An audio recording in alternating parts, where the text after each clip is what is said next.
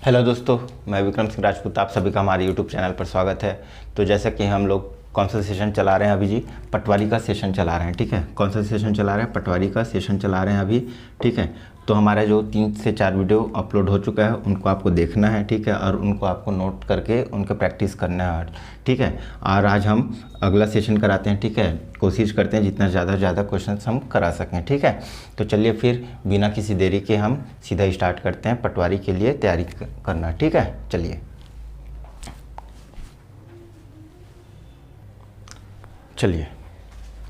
तो आपकी स्क्रीन पे पहला क्वेश्चन आ रहा होगा। ठीक है, पहला क्वेश्चन हम साधारण ब्याज से स्टार्ट कर रहे हैं। ठीक है, पहला क्वेश्चन कौन से चैप्टर का है? साधारण ब्याज से। ठीक है, तो बोल रहा है क्वेश्चन, क्या बोल रहा है कि कोई धन साधारण ब्याज की दर से 10 वर्षों में अपने का दोगुना हो जाता है। अपने का दोगुना हो जाता है, तो पूछ रहा है जी कि कितने वर्षों में यह 4 गुना हो जाएगा? कितने वर्षों में यह 4 गुना हो जाएगा? तो देखिए, बहुत ही आसान क्वेश्चन है। मान लेता हूँ कि वो मूलधन क्या है, पी मान लेता हूँ, समय क्या है 10 साल, आर दर 8% मान लेते हैं। ठीक है, समय 10 वर्षों में दे रखा है।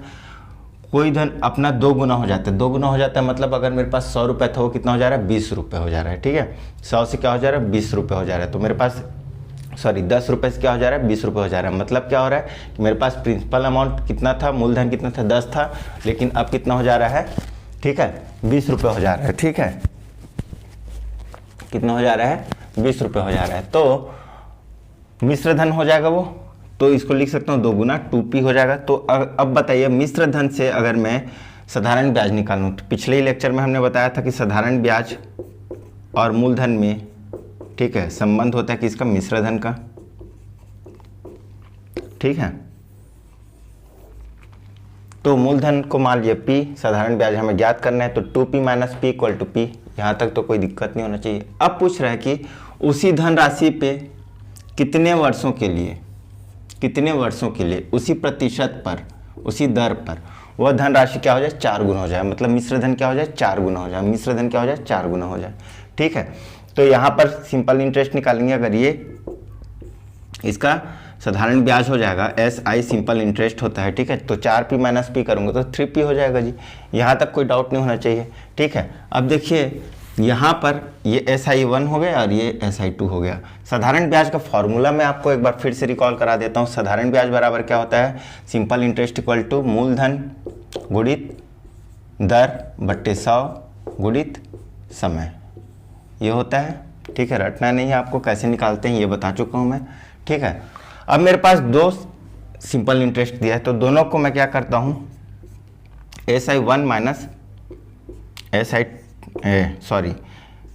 डिवाइडेड बाई SI2 कर देता हूँ। ठीक है, दोनों साधारण ब्याजों को क्या करता हूँ मैं? ठीक है, बट्टा कर लेता हूँ, भाग दे देता हूँ। तो क्या होगा?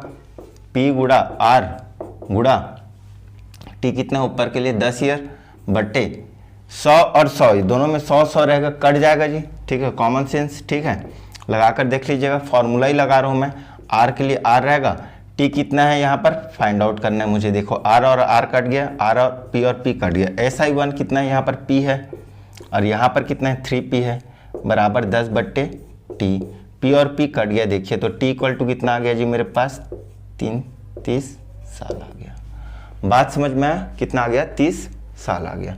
तो इस तरह से ये चैप्टर हमारा, इस चैप्टर का जो क्वेश्चन है, बेसिक क्वेश्चन, वो कंप्लीट होता है। इस चैप्टर को अच्छे से करके जाइएगा, यहाँ से 100% क्वेश्चन पूछता है। ठीक है, चलिए आगे बढ़ते हैं।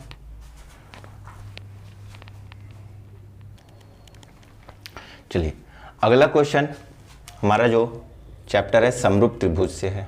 ठीक है, समरूप त्रिभुज से है। ठीक है, पहले ही हमने डिस्कस कर लिया कि समरूप त्रिभुज क्या होते हैं। तो जिनका ये भुजा और ये भुजा का अनुपात, मतलब AB बट्टा एक ही साइड्स को लेंगे ना, DE का अनुपात, ये कोण और ये कोण एंगल क्या होंगे? बराबर होंगे आपस में। ठीक है, ये एंगल और ये एंगल आपस में बराबर होंगे। ठीक है, और ये एंगल और ये एंगल आपस में क्या होंगे? बराबर होंगे। ठीक है, तो इनको बोलते हैं समरूप त्रिभुज। जब AB बट्टा DE क्या हो जाएगा? BC बट्टा EF बराबर क्या होगा? AC बट्टा DF। इसको बोलते हैं समरूप त्रिभुज। बात समझ में आया। साथ में इसमें एक और क्या प्रॉपर्टी बताया था मैं कि त्रिभुज, ऊपर वाले को लिख रहे हैं पहले, तो त्रिभुज ABC का परिमाप बटे त्रिभुज DEF का परिमाप, ठीक है। ये प्रॉपर्टीज बताया था। साथ में और क्या बताया था, इसी के इक्वल क्या होगा, त्रिभुज ABC का क्षेत्रफल बट्टे त्रिभुज DEF का क्षेत्रफल। पहले हम लोग डिस्कस कर चुके हैं इसके बारे में, इसका रूट ओवर, ठीक है। ये होता है। अब देखिए क्या दे रखा है हमें क्वेश्चन में, ए बी बराबर दे रखा है, इसमें रखते जाइए। ए बी बराबर 18.2 दे दिया है, DE बराबर दे दिया है 13 सेंटीमीटर। फिर त्रिभुज DEF का मान दे दिया, देखिए त्रिभुज DEF का मान दे दिया है, ये किसके बराबर होगा 50, और त्रिभुज ABC का परिमाप पूछ रहा है। निकल जाएगा क्या, बिल्कुल निकल जाएगा। 1 0 से ये दशमलव हटा दीजिए, कटा दीजिए, 13 कम 13, 13 चौक 52, ठीक है। 14 गुणा 5 करेंगे तो 70 सेंटीमीटर। परिमाप हमेशा सेंटीमीटर या मीटर या किलोमीटर ऐसे लिखाएगा, ठीक है, स्क्वायर में नहीं होगा, ठीक है। तो यह आ जाएगा त्रिभुज ABC का परिमाप। बात समझ में आया। क्षेत्रफल निकालता, क्षेत्रफल बोलता तो क्षेत्रफल भी निकाल सकते थे। बात समझ में आया, ठीक है। तो ये रहा समरूप त्रिभुज का क्वेश्चन। बहुत ही आसान क्वेश्चन है, इसको बार बार कीजिएगा, ठीक है। समरूप त्रिभुज होता क्या है इसके बारे में थोड़ा सा जान लीजिएगा, बता चुका मैं होता क्या है, बार बार रिवीजन करना है बस आपको, ठीक है। चलिए अगर ये क्वेश्चन हो गया तो आगे बढ़ते हैं जी।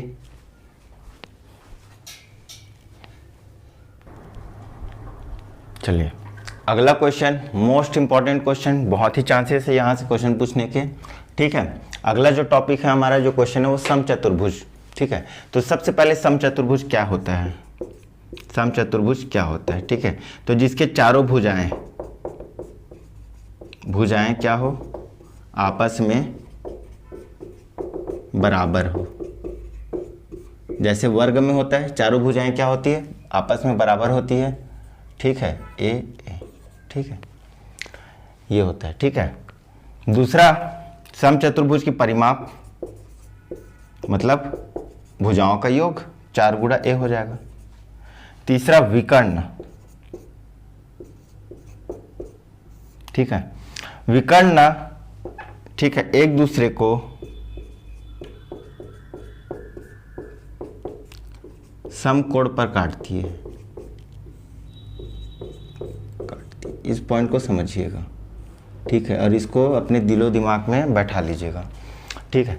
और चौथा, ठीक है, समचतुर्भुज का क्षेत्रफल क्या होता है, ठीक है, यहीं से क्वेश्चन पूछता है हमेशा, तो याद रखना 1/2 D1, विकर्ण की लंबाई D1 इंटू D2, ठीक है।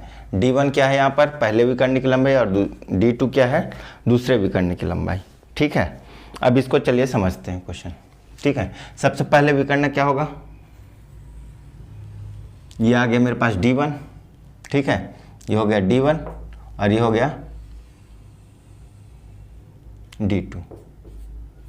बात समझ में आया। और ये जो एंगल बनेगा वो 90 अंश का बनेगा, ठीक है, ये जो एंगल बनेगा वो 90 अंश का कोण बनेगा, ठीक है। बात समझ में आया, ठीक। और ये जो याद रखना है, ये लंबाई जो है AO, ठीक है, AO, ठीक है, और OC आपस में बराबर होंगे, और OD और OB आपस में बराबर होंगे, ठीक है। ये डायग्राम को आपको समझ लीजिए, ठीक। तो अगर मुझे 2 विकर्ण दिया है, ठीक है, किसी त्रिभुज का, अगर समचतुर्भुज का 2 विकर्ण दिया है मेरे को, D1 और D2 ज्ञात है, और मुझे भुजा ज्ञात करने के लिए बोले, तो समचतुर्भुज का भुजा लिखते जाइएगा इसको, ठीक है। समचतुर्भुज का भुजा बराबर क्या आ जाएगा, देखिए पाइथागोरस थ्योरम लगा सकता हूँ क्या AOB में, ठीक है, पाइथागोरस थ्योरम 90 अंश का है, ठीक है। तो ये हो जाएगा अपना क्या, आधार हो जाएगा, ये हो जाएगा क्या, लंब हो जाएगा, तो ये क्या हो जाएगा, कर्ण। तो कर्ण का वर्ग, ये ए का मान पूछ रहा है, तो रूट ओवर D1/2 का होल स्क्वायर प्लस D2 बटे 2 का होल स्क्वायर। रटना नहीं है आपको, बस समझना है, ठीक है। कितने चीज़ों को रटोगे, होता कैसे है ये बता रहा हूँ मैं, ठीक है। बात समझ में आया। बोल देगा कि विकर्ण का मान 10 है तो उसका ये 10 और ये 20 है, तो एक ऐसे निकालोगे तो 10 का आधा करोगे 5, 5 का वर्ग निकालोगे, फिर 20 दिया है तो 20 का आधा करोगे 10, 10 का वर्ग निकालोगे और फिर उन दोनों को जोड़ करके वर्गमूल निकाल दोगे। यहाँ तक समझ में आया। D1 D2 ये फॉर्मूला आपको रटना पड़ेगा, ठीक है। ठीक, बात समझ में आया जी। चलिए, अगर ये समझ में आ गया तो अब चलते हैं हम लोग क्वेश्चन की तरफ, ठीक है। इसको नोट कर लीजिए, ठीक है।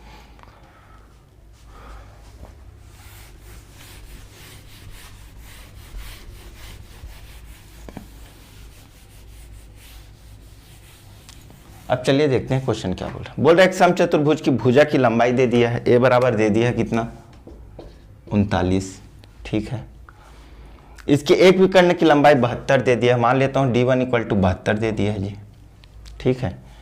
तो दोनों विकर्णों की लंबाइयों का अंतर कितना पूछ रहा है, ठीक है। तो D1 - D2 पूछ रहा है, ठीक है। इसको मॉड में लगा रहा हूँ, क्यों? मॉड का मतलब जो इसका रिजल्ट आएगा हमेशा पॉजिटिव आएगा, ठीक है। और लंबाई हमेशा किस में रहता है, पॉजिटिव में रहता है, ठीक है।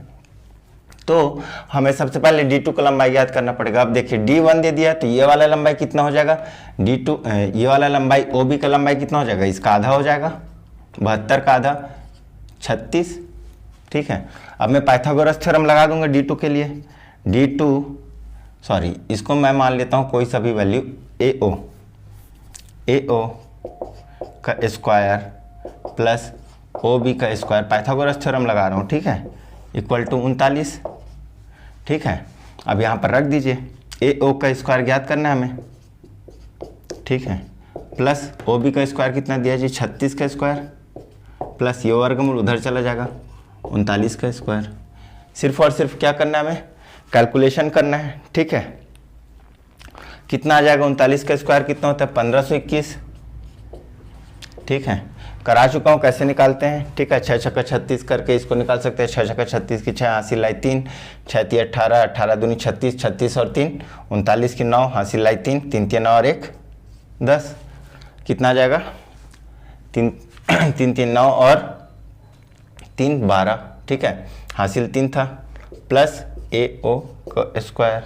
इसको जब सॉल्व करेंगे तो AO = आएगा कितना जी हमारे पास, फाइनली कितना आ जाएगा 15 आ जाएगा, ठीक है, 15 आ जाएगा। इसको जब इधर पक्षांतर करेंगे तो √225 आएगा, 225 का फिर वर्गमूल करेंगे तो 15 आएगा, ठीक है। ये सब आप करना है आपको, ठीक है। अब AO का मान 15 आ गया तो AC का मान कितना आ जाएगा, AC का मान अगर ये 15 है तो ये दोनों, ये 15 है तो ये भी 15 हो जाएगा, 15 15, ठीक है। तो AC बराबर कितना आ गया 15 × 2 हो जाएगा बराबर 30। अब देखिए ये निकालना था हमें, इसका एक का मान कितना है 72, दूसरे का मान आ गया 30, घटा दीजिए 2, 7 में से 3 गया 4, ये आ गया मीटर या सेंटीमीटर किस में दिया है जी क्वेश्चन, ठीक है, सेंटीमीटर में, ठीक है। तो ये आ गया हमारे पास 42 सेंटीमीटर आंसर। बात समझ में आया, ठीक है। चलिए, अगर ये क्वेश्चन समझ में आ गया तो आगे बढ़ते हैं।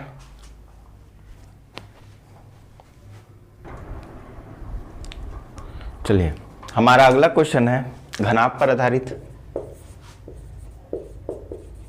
घनाभ क्यूबाइड बोलते हैं जिसको, घनाभ पर आधारित।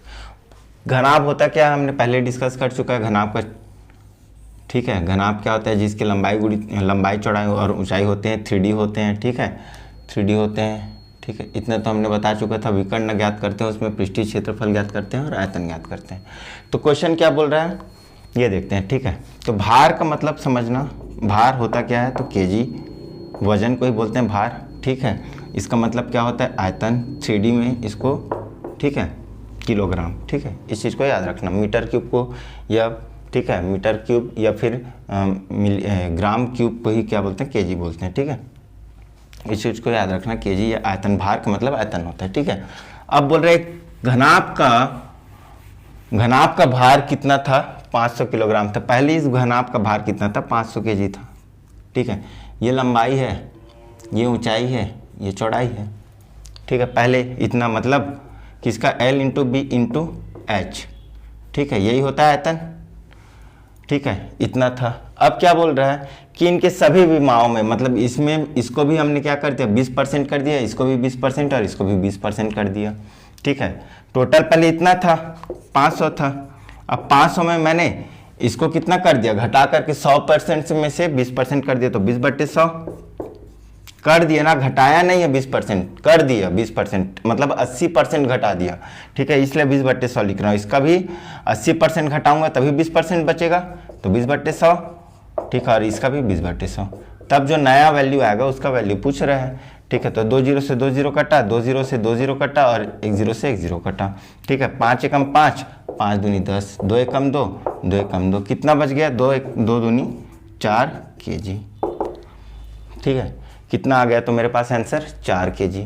ठीक है, घनाभ के बारे में पहले हम लोग डिस्कस कर चुके हैं, उसको जा करके एक बार फिर से चेक करिएगा और उस क्वेश्चन को फिर से अटेम्प्ट कीजिएगा। आपको तैयारी कैसे करना है, यहाँ पर जो चैप्टर का क्वेश्चन कराया जा रहा है पिछला जो वीडियो में किए हैं उनको साथ में लेकर के रिवीजन करते जाना है, तभी जा करके आपका कॉन्सेप्ट अच्छे से अच्छा क्लियर होते जाएगा। ठीक है, आपको भी थोड़ा बहुत मेहनत करते जाना है।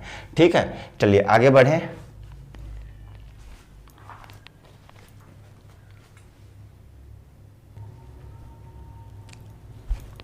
चलिए, हमारा अगला क्वेश्चन है बेलन पर आधारित क्वेश्चन है। ठीक है, तो ठीक है, बेलन को इंग्लिश में बोलते हैं सिलेंडर। ठीक, ये होता है डायग्राम। ठीक है, बॉटल ले लीजिए, ट्यूबलाइट ले लीजिए, रॉड ले लीजिए। ठीक है, ये सब क्या होता है बेलन आकार का होता है, जैसे ये बेलन। ठीक है, घर में जो रोटी आप बनाते हो वो वाला बेलन। ठीक है, उसको भी ले सकते हैं। ठीक है, जिसमें कुछ मार भी पड़ता है जिससे मम्मियों से, है ना। ठीक है, मैं तो बहुत मार खाया हूँ। ठीक है, तो चलिए तो देखते हैं बेलन होता क्या। तो बेलन ये कहलाता है बेसिकली। ठीक है, तो बेलन में होता क्या क्या है देखिए, एक लंबाई होगा, सबसे पहले तो एक लंबाई होगा बेलन का। ठीक है, 2 वृत्ताकार चीज़ें होंगी, 2 वृत्ताकार आकार के इसके बेस और टॉप और बॉटम होंगे। देखिए वृत्ताकार का है, वृत्ताकार का है, तो ये वृत्ताकार होंगे। ठीक है, वृत्ताकार होंगे, एक वृत्त ये बनेगा और एक ऊपर में वृत्त बनेगा। ठीक, सर्कल बोलते हैं। ठीक है, अब 3 चीज़ें पूछेंगे जी इसमें। ठीक है, एल हो गया, वृत्त हो गया। वृत्त तो ये वृत्ताकार का है तो इसका त्रिज्या होगा कोई, आर मान लेता हूँ। इसका कोई त्रिज्या होगा, उसको आर मान लेता हूँ, और यही त्रिज्या इसका भी होगा। ठीक है, तो ये भी आर हो जाएगा। तो आर और एल दिया रहेगा आपको, या ये दो चीज़ें के बारे में ही हमें पढ़ना है इसमें। ठीक है, तो सबसे पहले वृत्त बेलन का आयतन पूछेगा, आयतन। तो बेलन कैसा आकृति है, 3D आकृति है। ठीक है, 3D आकृति है। 3D मतलब जिसको दीवार पे चिपकाया ना जा सके, उसका भाग उभरा हुआ आ जाए दीवार पे। जैसे इसको मैं अगर चिपकाता हूँ तो देखिए बाहर निकल जा रहा है, तो यही 3D है। अगर मैं स्क्वायर बोलूँ, ठीक है, ये आयत बोलूँ, उसको आप चिपका कर देखिएगा चिपक जाएगा, वो बाहर में उभरा हुआ नहीं दिखेगा। वृत्त बोलूँगा वो चिपक जाएगा, त्रिभुज बोलूँगा वो चिपक जाएगा, तो वो 2D हो जाता है। ठीक है, जो दीवार पर न चिपके उभरा हुआ निकल जाए तो उसी को बोलते हैं हम लोग 3D। ठीक है, बेसिक भाषा में। अब आयतन मतलब इस पानी बॉटल में कितना पानी आ जाएगा, वही उसका क्या है, आयतन कहलाएगा। ठीक है, तो एक बात बताइए, इस आयतन में सबसे पहले तो कितने लंबाई तक का है, तो L लंबाई तक का, तो इसमें पानी भराएगा ही। ठीक है, अब दूसरी बात, इसमें कितना पानी, तो सिंपल सी बात है, अगर ये 10 मीटर है, सपोज यहाँ से ये 10 मीटर है। ठीक है, और 1 मीटर में, ठीक है, 1 मीटर में सपोज ये पानी है, तो पानी अभी कितना, ये देखिए जो वृत्त का क्षेत्रफल है उतना ही ये पानी घेर रहा है। ठीक है, ये जो वृत्त का क्षेत्रफल है उतना ही पानी घेर रहा है। रटना नहीं है ना, ठीक है, समझना है, वरना एक एक फार्मूला को रटते रह जाओगे तो फिर बहुत सारे फार्मूला हो जाएंगे, इसलिए मैं समझाने की कोशिश कर रहा हूँ। तो बेलन का आयतन जो है, जितना इसका वृत्त का क्षेत्रफल होगा उतना ही कंटेंट एक बार में ले पाएगा ना जी। तो ये आगे क्या पाई r² होता है, और कितने ऊंचाई तक जाएगा, L ऊंचाई तक, तो इसलिए पाई r² L, इसका क्या हो जाएगा L या H ले सकते हैं, इसको H मान लेते हैं। ठीक है, हाइट H। ठीक है, ये हो गया H, पाई r² H, ये आ जाएगा इसका बेलन का आयतन। ठीक है, अब दूसरा आएगा वक्र पृष्ठ का क्षेत्रफल। वक्र पृष्ठ का क्षेत्रफल मतलब ये टॉप और बॉटम को छोड़ करके इसको आपको कवर करना है। ठीक है, इसको आप कवर करना है। तो एक बात बताइए, इस बॉटल को जब आप कवर करने जाएंगे तो आप एक राउंड ऐसे घुमाएंगे, ठीक है। तो मुझे एक बात बताइए, इस बॉटल को जो वृत्ताकार है उसको एक राउंड घुमाने में कितना हमें दूरी तय करना पड़ेगा। तो देखिए ये वृत्ताकार है, वृत्त का एक राउंड घुमाएंगे मतलब वृत्त की परिधि को पूरा कर रहे हैं जी, ठीक है। तो वृत्त की परिधि को अगर पूरा कर रहे हैं तो 2 पाई आर होता है वृत्त की परिधि, बिल्कुल होता है, ठीक है। 2 पाई आर होता है और एक राउंड मारने में हमें 2 पाई आर जाना पड़ रहा है। तो कितना लंबाई तक जाना है हमें, एल लंबाई तक, एच लंबाई तक, तो 2 पाई आर एच। ये हो गया सिर्फ और सिर्फ इसको टॉप और बॉटम को छोड़ करके, ठीक है। और संपूर्ण पृष्ठ का क्षेत्रफल बराबर क्या हो जाएगा, संपूर्ण पृष्ठ का क्षेत्रफल बराबर क्या होगा। अब देखिए ये 2 पाई आर एच तो आएगा ही, ठीक। अब इसके साथ में देखिए, अब इसको भी कवर करना है, अब ऊपर को भी कवर करना है। तो ऊपर को अगर मैं कवर करूंगा तो इसको कवर करना पड़ेगा मुझे, ये पूरा, और ये वृत्त का क्षेत्रफल है, ठीक है। तो क्षेत्रफल को अगर कवर करूंगा तो पाई आर स्क्वायर, वृत्त का क्षेत्रफल क्या होता है, पाई आर स्क्वायर। अगर एक वृत्त का क्षेत्रफल पाई आर स्क्वायर है तो पीछे को भी करना पड़ेगा, ठीक है। तो ये भी पाई आर स्क्वायर। तो कितना वृत्त है मेरे पास, 2 वृत्त हैं, ठीक है। तो 2 बार लिखूंगा 2 पाई आर स्क्वायर, ठीक है। ये होता है इसका संपूर्ण पृष्ठ का क्षेत्रफल। बात समझ में आया। ये हो गया वक्र पृष्ठ का क्षेत्रफल, ये हो गया बेलन का आयतन, और ये हो गया संपूर्ण पृष्ठ का क्षेत्रफल। बात समझ में आया, ठीक है। अगर ये समझ में आ गया तो चलिए हम चलते हैं सीधा क्वेश्चन की तरफ, ठीक है। क्या बोल रहा है क्वेश्चन, देखिए, दो बेलनों के सतहों का क्षेत्रफलों का अनुपात, दो बेलनों के सतहों के क्षेत्रफलों का अनुपात कितना दे दिया है, 7:5 दे दिया है, ठीक है। सतह मतलब वक्र पृष्ठ, सतह को ही बोलते हैं क्या, सतह मतलब वक्र पृष्ठ को बोलते हैं, ठीक है। तो दो बेलनों के क्षेत्रफलों का अनुपात, तो एक का मान लेता हूं, ठीक है। क्षेत्रफल 1 बट्टे क्षेत्रफल 2, ठीक है। 1 के लिए, ठीक है, 1 के लिए मैं R1 मान लूंगा और H1 मान लूंगा, त्रिज्या और ऊंचाई, और इसके लिए R2 मान लूंगा और H2 मान लूंगा। क्षेत्रफल बराबर क्या होता है, बेलन का क्षेत्रफल बराबर क्या होता है जी, 2 पाई R1 H1 बट्टे 2 पाई R2 H2। 2 पाई और 2 पाई कट जाएगा, ठीक है। क्षेत्रफलों का अनुपात कितना दे दिया है, 7:5, ठीक है। मतलब R1 H1 बट्टे R2 H2 दे दिया है, ठीक है। ये हमें, अब देखिए और कुछ दिया क्या वैल्यू, ऊंचाइयों का अनुपात दे दिया है 3:1, मतलब H अनुपात H2 बराबर कितना दे दिया है, 3:1 दे दिया है जी। इसमें रख दीजिए, ठीक है। ये दे दिया है 7/5 बराबर R1 बट्टे R2 गुणा 3/1, ठीक है। तो पूछ क्या रहा है, उनके आयतनों का अनुपात पूछ रहा है, ठीक है। तो सबसे पहले यहाँ पर R1 अनुपात R2 कितना आ जाएगा, 7/15। यहाँ तक कोई दिक्कत नहीं होना चाहिए। अब आयतनों का अनुपात पूछ रहे हैं, तो बेलन का आयतन पहले वाले का बट्टे आयतन दूसरे वाले का, ठीक है, सेकंड का। देखिए क्या होता है, पाई आर स्क्वायर एच, ये होता है तो 1 लिख लेंगे, बट्टे पाई R2 स्क्वायर H2 लिख लेंगे। पाई और पाई कट जाएगा। बेसिकली क्या निकालना है हमें, R1 बट्टे R2, स्क्वायर स्क्वायर है तो स्क्वायर कर लें, इंटू H1 इंटू H2, ठीक है। R1 R2 का मान दिया है क्या हमें, बट्टे में ये दे दिया है, तो इसका स्क्वायर निकाल लेते हैं अब, ठीक है। स्क्वायर कितना आ जाएगा, 7×7 = 49 बट्टे 15×15 225, ठीक है। यहाँ पर रख दीजिए, सीधा रखते जा रहा हूँ ना मैं। ये क्या, V1 बट्टे V2 निकाल रहे हैं हम लोग, ठीक है। 49/225 पूरा कैलकुलेशन है बस, ठीक है। H1 H2 कितना दे दिया, 3:1, कटेगा 3 एकम 3, 3×7 = 21, 3×5 = 15, ठीक है। और कटेगा क्या, नहीं कटेगा, 7 से बजाएगा, ठीक है। तो ये 49/75, ये क्या आ गया मेरे पास, आयतनों का अनुपात, V1 अनुपात V2, वॉल्यूम बोलते हैं इंग्लिश में आयतन को, ठीक है। तो इस तरह से आंसर हमारा आ जाएगा 49/75, ठीक है। इस क्वेश्चन को 2 से 3 बार बनाइएगा, बेलन चैप्टर का क्वेश्चन आपसे पूरा कंप्लीट हो जाएगा। चलिए, अगर ये क्वेश्चन हो गया तो आगे बढ़ते हैं। चलिए अगला क्वेश्चन बहुत इंपॉर्टेंट क्वेश्चन है, ठीक है, एलसीएम एचसीएफ पर आधारित क्वेश्चन है, इसका एप्लीकेशन है। चलिए देखते हैं, सीधा क्वेश्चन पर आते हैं हम लोग। बोल रहा है कि 4 लड़के पिस्टल के से एक साथ गोली दागते हैं, ठीक है, 4 लड़के हैं वो, ठीक है, ए बी सी डी है, चारों के चारों क्या कर रहे हैं, पिस्टल से गोली दागते हैं, ठीक है। इसके पश्चात वे प्रत्येक 4, 5, 6 और 8 सेकंड के अंतराल पे गोली दागते हैं। कितना, 4, 5, 6 और 8 किस में दे दिया है, सेकंड में दे दिया है जी, ठीक है।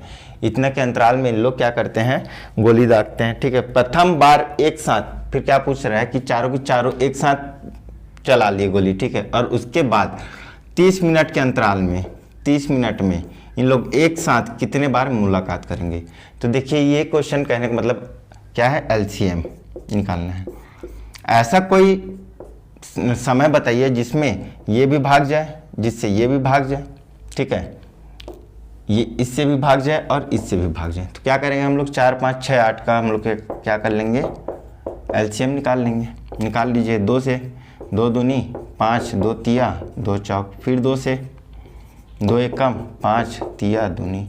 अब जाएगा क्या, नहीं जाएगा, सीधा लिख दीजिए 2 दूनी 4, 5 तिया 15 दूनी 30, ठीक है। कितना आ जाएगा, 4 तिया 12, 120 सेकेंड में दिया है तो सेकेंड में लिखूंगा। तो 120 सेकेंड बराबर कितना होता है जी, 2 मिनट होता है, ठीक है, बताने की जरूरत तो है नहीं।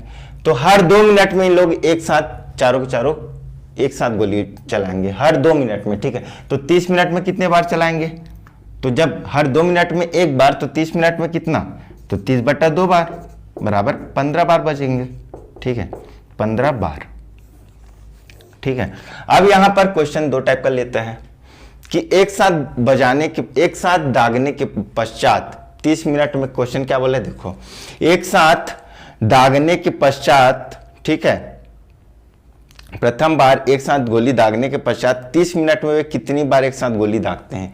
30 मिनट में मतलब ये किसी टाइम पर एक साथ दाग लिया और उसके बाद फिर 30 मिनट का अंतराल दे दिया इनको 30 मिनट में, तो कितना आएगा इसका, 15 बार आ रहा है। लेकिन अगर ये पूछ देता कि एक साथ इसको भी दागने पर के साथ बोल देता, तो इसको भी हम लोग ऐड करते हैं, ठीक है। चूंकि इस क्वेश्चन में आंसर 16 ले लिया है, ठीक है, जो कि आंसर गलत था, 15 ही आंसर होगा, ठीक है। तो एक साथ दागने के पश्चात बोल रहा है, ठीक है, 30 मिनट में, एक साथ दागने के साथ नहीं बोला है, ठीक है। तो इसको हम लोग क्या लेंगे, 15 बार लेंगे, ठीक है। यहीं पर एक क्वेश्चन में डाउट रहता है कि किसको कब इसको इस प्लस को लेना है, कब नहीं लेना है, ठीक है। तो इस चीज़ को ध्यान रखिएगा, ठीक है। चलिए आगे और भी क्वेश्चन करेंगे तो और अच्छे समझ में आएगा। ये बहुत इंपॉर्टेंट क्वेश्चन, इसको नोट कर लीजिएगा। कई बार इसको ट्रैफिक सिग्नल को लेकर के पूछा जाता है, कई बार गोली वाले ही क्वेश्चन पूछा जाता है, कई बार दौड़ने वाले धावक को लेकर के पूछा जाता है, ठीक है। अगर ये क्वेश्चन समझ में आ गया तो चलिए आगे बढ़ते हैं।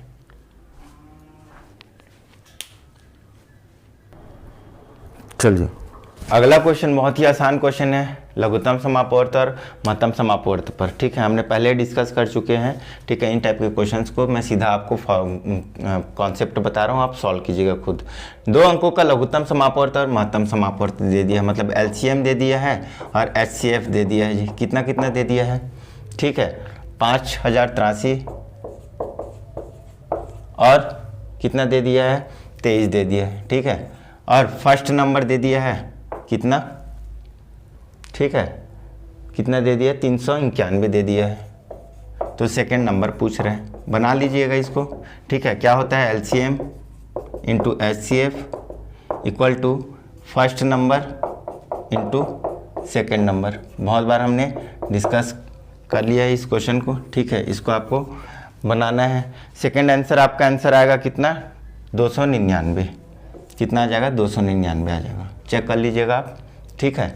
चलिए अगर ये क्वेश्चन समझ में आ गया तो आगे बढ़ते हैं।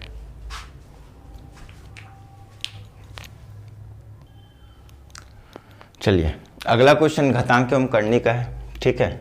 बहुत पहले मैं पढ़ा चुका हूँ वीडियो में, ठीक है, उन वीडियो को देख लीजिएगा, आप समझिएगा। होता क्या है घातांक करनी में, ये 1/4 लिखा है, इसका मतलब, ठीक है,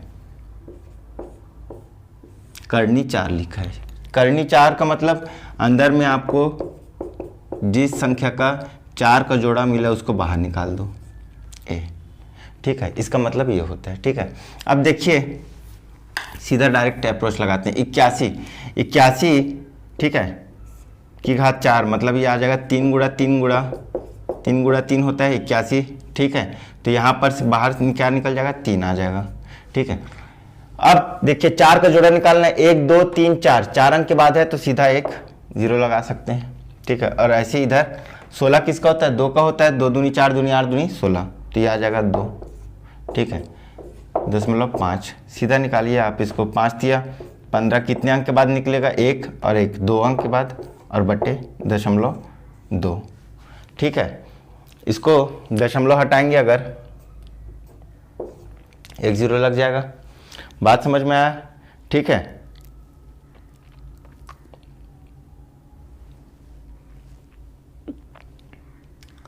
ठीक, अब आगे क्या करेंगे,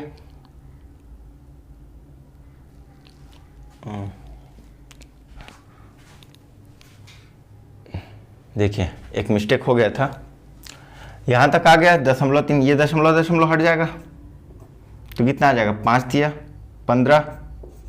ठीक है, 0.1 अंक के बाद बट्टा 2। ठीक है, बात समझ में आया? कितना आ जाएगा, इसको भाग देंगे तो 0.75। ठीक है, ये आ गया मेरे पास आंसर। ठीक, निकाल लीजिएगा इसको। ठीक है, चलिए अगर ये क्वेश्चन समझ में आ गया तो आगे बढ़ते हैं। चलिए घातांक एवं करने का ही क्वेश्चन है। ठीक है, कैसे सॉल्व करना है, सबसे पहले 25 है, इसको मैं 5 की घात 2 लिख सकता हूँ। अब एक फॉर्मूला याद रखिएगा, a की घात m की घात n इक्वल टू क्या, तो a की घात m गुणा n। ठीक है, तो 5 की घात 2 की घात ऋण 3, मतलब 5 की घात 2 तिया ऋण 6 लिख सकता हूँ क्या, लिख सकता हूँ बिल्कुल, 5 की घात ऋण 6। ठीक है, और ये 5 की घात 2, इसको मैं दशमलव को बटा 10 कर सकता हूँ, और ये 1/2 लिख सकता हूँ। ठीक है, ये और ये कट गया, 5 की घात 2, नीचे में क्या है 1/4, ये 4 कहाँ जाएगा, ऊपर जाएगा, 5 पंचे 25 गुणा 4 बराबर 100। आगे मेरे पास आंसर। ऐसे ही से क्वेश्चन पूछता है जी, पूछा हुआ क्वेश्चन है। ठीक है, ये सब ठीक है। चलिए ये क्वेश्चन समझ में आ गया तो आगे बढ़ते हैं।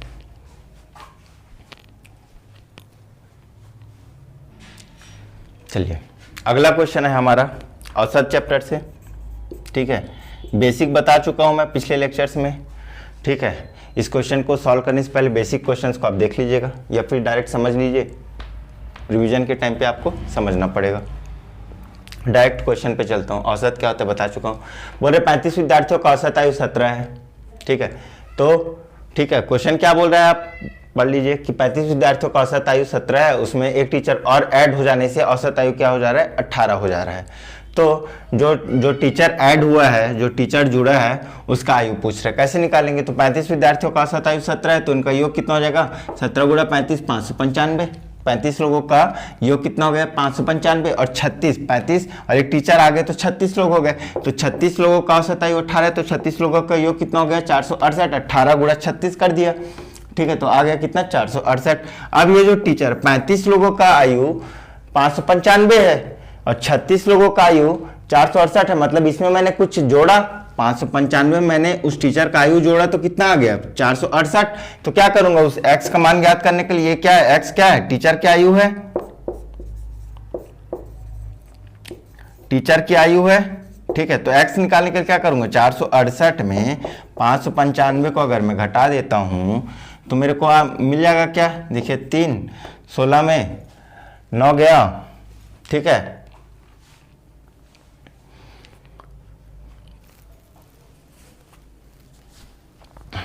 बात समझ में आया, तो कितना आ जाएगा,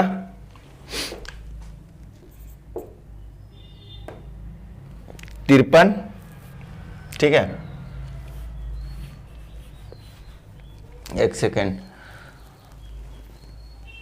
648। ठीक है, 595 और ये कितना है, 648 होगा जी। ठीक है, 648। ठीक,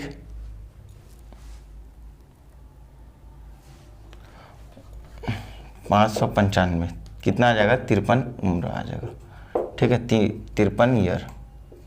ठीक, बात समझ में आया, नोट कर लीजिएगा इसको, ठीक है, 53 ईयर लिख लीजिएगा, ठीक है। अगर ये क्वेश्चन समझ में आ गया तो चलिए आगे बढ़ते हैं। चलिए अगला क्वेश्चन इबारती क्वेश्चन से है, ठीक है, इबारती है, ठीक, कॉन्सेप्चुअल है, समझने है। बोल रहा है मेरे पास एक टंकी, उसका 4/7 भाग कितने घंटे में भर जा रहा है, 8 आवर में, ठीक है, 8 घंटे में भर जा रहा है, ठीक है। तो इसका आधा भाग भरने में, ठीक है, मतलब इसका इतना को भरने में कितना समय लगेगा पूछ रहे हैं, ठीक है। तो देखिए 2-3 तरीके, बहुत आसान क्वेश्चन मैं बता रहा हूँ। 4/7 भाग है, प्रत्येक को मैं मान लेता हूँ 10 लीटर, ठीक है, प्रत्येक को मैं कितना मान लेता हूँ 10 लीटर, ठीक, 10 litre 10 litre 10 litre 10 litre 10 litre, ठीक, मतलब 4/7 भाग मतलब कितना हो जाएगा जी, 40 लीटर हो जाएगा। तो 40 लीटर को भरने में 8 घंटे लगते हैं, ठीक है, 40 लीटर को भरने में 8 घंटे लग रहे हैं, मतलब, ठीक है, तो 1 घंटे में कितना लीटर भराएगा 1 घंटा में, ठीक है, 40/8 बराबर 5 लीटर, 5 लीटर भराएगा, मतलब 1 कंटेनर ये कितना में भराएगा 1 घंटे में। ये 10 लीटर का है तो 5 लीटर 1 घंटे में भरा रहा है 5 लीटर, तो 2 घंटे में 10 लीटर भराएगा। लेकिन मुझे पूछ कितना रहा है, आधा, इसका आधा भाग, टोटल कितना मान लिया मैंने 70 का आधा कितना होता है 35 लीटर।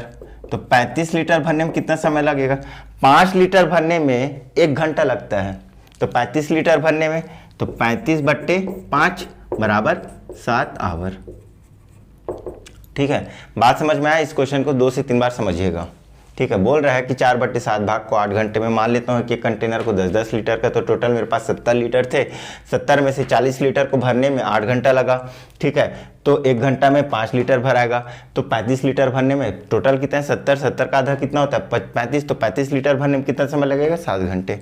बात समझ में आया, ठीक है। इसमें मैं मैथमेटिकल नहीं लगा रहा हूँ क्योंकि कुछ क्वेश्चन कॉन्सेप्चुअल होते हैं, उनको ऐसे ही बनाइए तो ज़्यादा अच्छा लगता है, ठीक है। चलिए आगे बढ़ते हैं।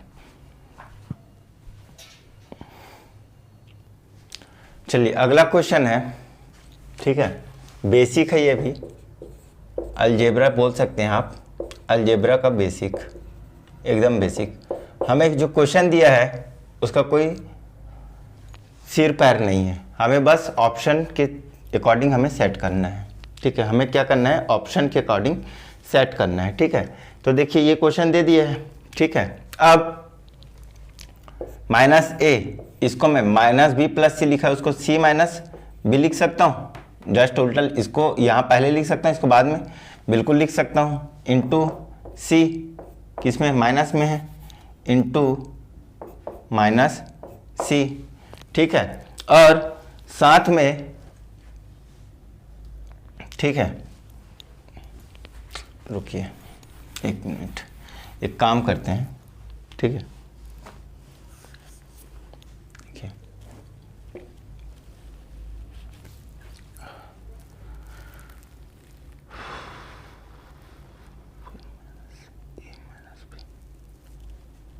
ठीक है, क्या करेंगे, देखिए इसको ऑप्शन आप सबसे पहले क्या करें, इस माइनस को अंदर में गुणा कर, देखिए स्टार्ट करते हैं, इसका माइनस को अंदर में गुणा कर देते हैं, तो क्या आ जाएगा b-c, ठीक है, into -c divided by, minus common निकाल लीजिए, a+b हो जाएगा, ठीक है। बात समझ में आया। अब देखिए a इंटू b-c, ये -c है, ठीक है, तो ये माइनस कॉमन बाहर निकाल दीजिए, ये c आ गया बटे a+b, और ये माइनस में माइनस और माइनस कट गया।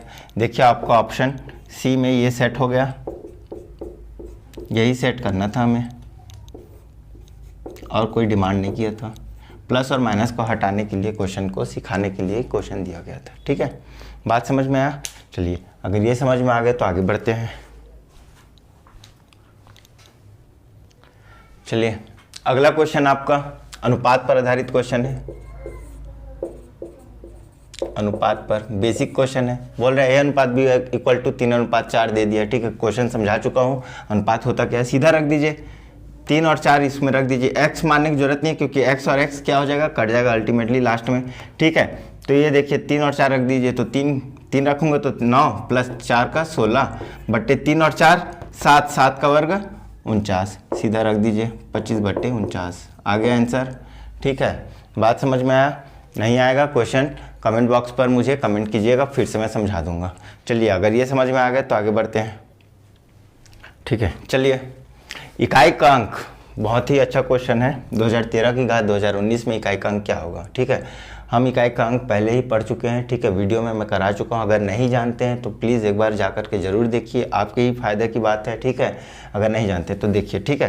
क्या करना है, इकाई का अंक क्या है, 3 है। तो सबसे पहले क्या करेंगे, घात में जो अंतिम 2 अंक हैं 19 को भाग दीजिए 4 से, कितना आ जाएगा, 4 चौक 16, शेष कितना बच रहा है, शेष कितना बच रहा है 3, तो सीधा 3 की घात 3 लिखिए। 3 की घात 3 का मतलब होता है 27, 27 में इकाई का अंक क्या आ रहा है लास्ट में 7, तो इसका आंसर क्या आ जाएगा, 7 आ जाएगा, ठीक है। बात समझ में आया? नहीं अगर समझ में आया तो फिर से जा करके आप रिपीट कीजिए, एक बार जा करके पढ़िए इस टॉपिक को, ठीक है। मैं बता रहा हूँ कैसे करना है, ठीक है, एकदम आसान तरीके से। अगर नहीं बेसिक अगर इसका नहीं पता है तो एक बार जा करके वहाँ ज़रूर देखिए। अगर उसके बाद भी अगर नहीं समझ आएगा तो फिर मुझे कमेंट कीजिए, ठीक है। चलिए आगे बढ़ते हैं। चलिए अगला क्वेश्चन बोल रहा है, शेषफल पर आधारित क्वेश्चन है, ये आसान क्वेश्चन है। बोल रहा है कि किसी संख्या को 171 से भाग देने पर 40 शेषफल बचता है, तो उसी संख्या को 19 से भाग देंगे तो कितना शेषफल बचेगा। तो देखिए पहली बार में कितना शेषफल बच रहा है जी, 40, ठीक है। और दूसरी बार में किस से भाग देने के बोल रहे हैं, 19, इसको भाग दे दीजिए, 19 दूनी 38, शेषफल कितना बच रहा है अब, 19 दूनी 38, तो शेषफल 2, तो यही आ जाएगा मेरे पास क्या आंसर, ठीक है। शेषफल 2 आ गया। तो ये इस क्वेश्चन को बार बार करके जाइएगा, ऐसे क्वेश्चन को बार बार, ठीक है। पिछले बार भी कराया हूँ क्वेश्चन, ठीक है, ये क्वेश्चन पूछा जाता है, ठीक है। अगला क्वेश्चन,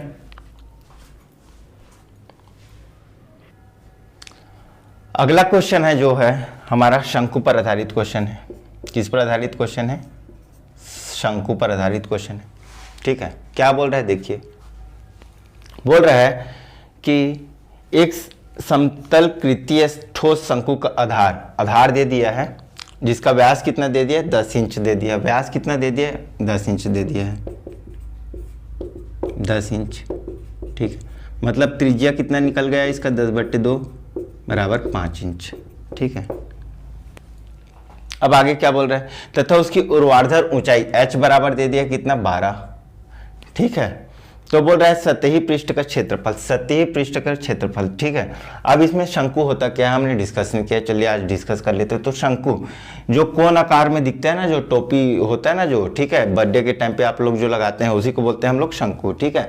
जैसे ये कैप हो गया, ये जो कैप है ना, ठीक है, वो क्या है, शंकु आकार में, देखिए, ठीक है, वो ये क्या है, शंकु आकार में। तो शंकु का जो बेस होता है वो कौन सा आकार का होता है जी, वृत्ताकार का। बस इसको याद रखिए, जो शंकु का बेस होता है कौन सा आकार का होता है, वृत्ताकार का होता है। तो वृत्त का आएगा, तो वृत्त का क्या होता है, वृत्त का त्रिज्या होता है, वृत्त का क्षेत्रफल होता है, ठीक है। तो इसलिए यहाँ पर r दे दिया है, r का मान दे दिया। और शंकु का जो ऊर्ध्वाधर ऊंचाई हो कितना दे दिया, 12 सेंटीमीटर, मतलब ऊर्ध्वाधर, ठीक है। और एक तिर्यक ऊंचाई होता है, तिर्यक ऊंचाई मतलब जो ये कोण में निकला होता है, ठीक है। तो ये वाले ऊंचाई को बोलते हैं तिर्यक ऊंचाई, ठीक है।